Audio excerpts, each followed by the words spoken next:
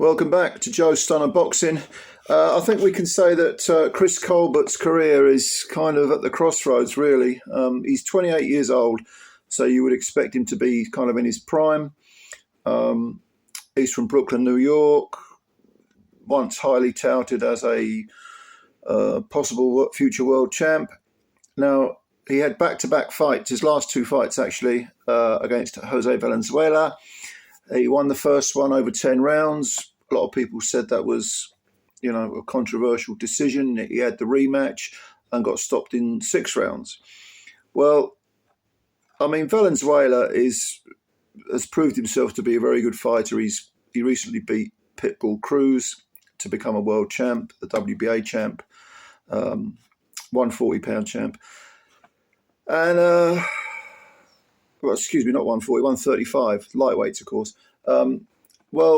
Colbert was coming back, 17 wins with 6 KOs, so he hasn't got a great deal of pop in his punches.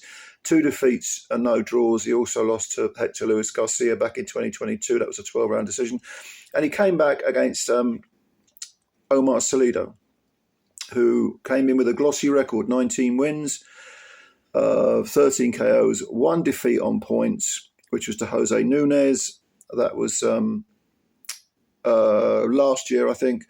And if you look at his record, he's one of those Mexican fighters, Salcedo, who, you probably haven't heard of him. He's only 24, but these Mexican fighters, sometimes they just come from nowhere. They just appear, and suddenly they're springing upsets.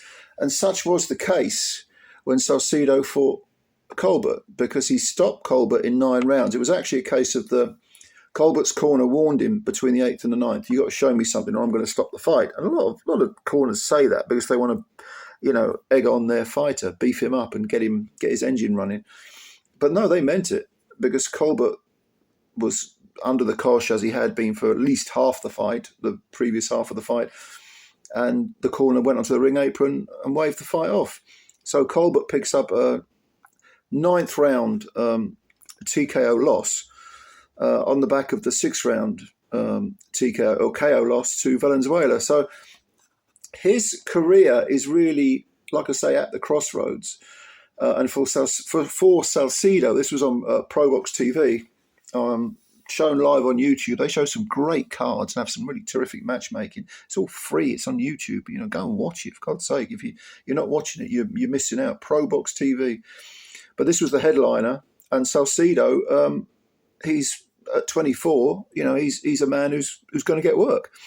He showed an awful lot of good, precise, intelligent pressure in this fight. And the fight began, and Colbert was clearly the one on the back foot. He wasn't running. He was trying to counter. He was trying to move a bit, give the seemingly slower Salcido angles. Don't give him a chance to get his feet set. But Salcido wasn't having any of it. Salcido showed a skill level that was kind of beyond his years. Even though he didn't have the quickest feet, he was putting on concerted, intelligent pressure. What do I mean by that? Well, he was getting his feet into position, and even if he wasn't throwing punches, he was making Colbert move, and he was walking him down quite precisely, and he was letting his hands go. And when he did let his hands go, even though all the punches weren't landing, he was doing a lot of very good body work. And the head punches, Colbert very often would go to the high guard and soak up a lot of the punches. There weren't enough uppercuts from Salcido. I'd like to have seen more of that. But the body work was excellent, as you might expect from a Mexican fighter. Both hands, hooks to the body.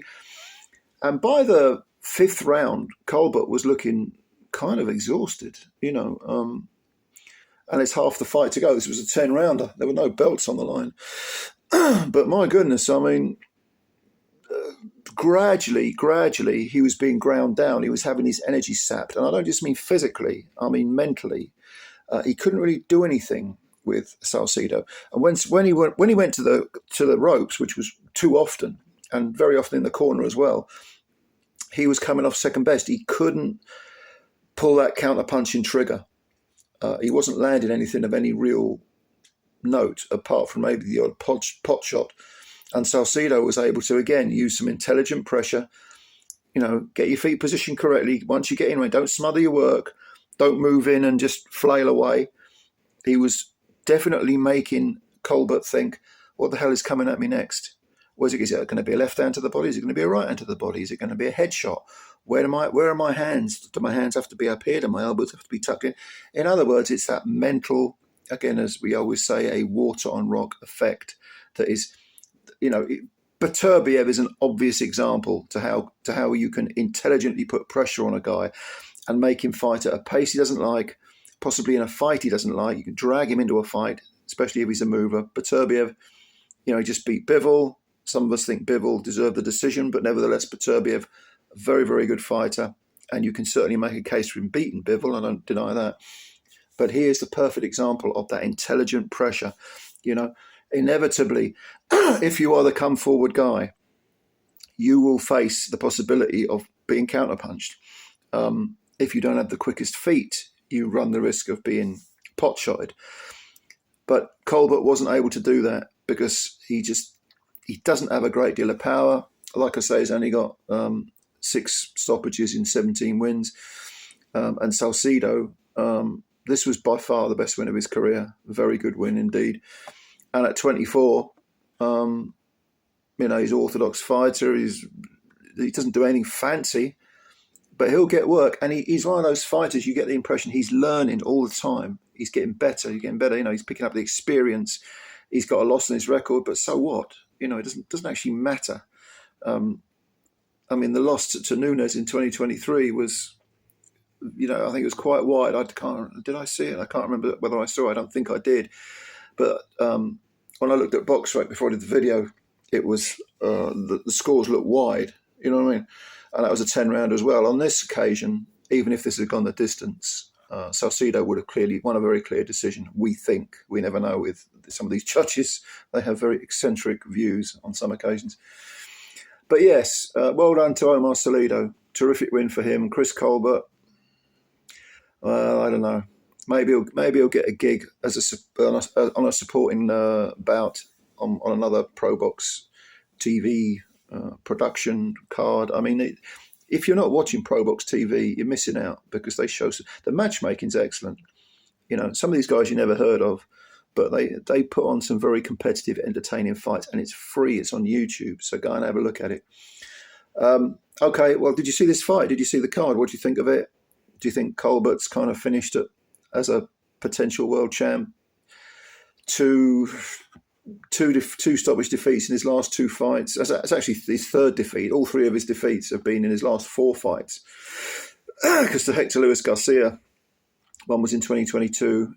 Where does he go from here, if anywhere? What about Salcido? Who would you like to see him fight next? I don't see any hurry at 24. Let him pick up more experience. Maybe return to Pro Box. Maybe get on some major cards. But he's a threat. He's a good fighter. He's a very good fighter, and he's learning all the time. So comments below if you've got any. And please, if you're new, subscribe to the channel. Leave your comments below. And, if you can hit the like button as well. When you subscribe and you hit the like button, you're helping the channel out. We want to build the channel up. It's your channel as much as mine. So it takes you a second and costs you nothing. All right, ladies and gentlemen, thank you very much. And bye for now.